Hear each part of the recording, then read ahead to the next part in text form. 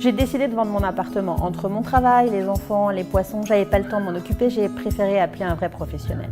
Moi aussi, mais je voulais en tirer le meilleur prix et surtout m'épargner les frais d'agence. Et puis après tout, avec Internet, on peut se débrouiller.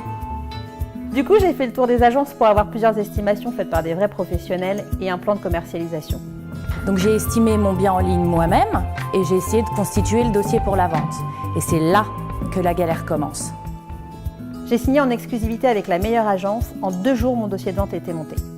Donc entre les diagnostics techniques, entre la recherche des documents pour constituer le dossier, un vrai parcours du combattant.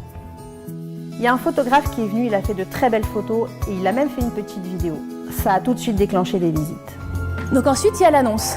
Donc le choix du support, la rédaction du texte, et puis il y a les photos. Moi, j'ai improvisé et j'ai fait avec les moyens du bord.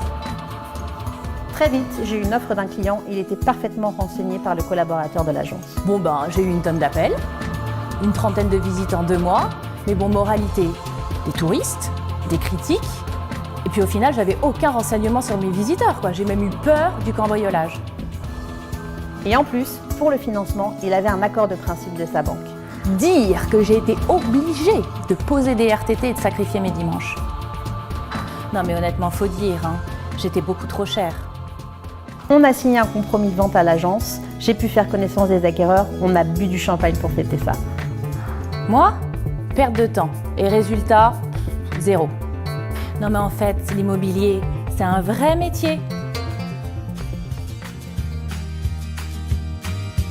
Et t'es passé par qui?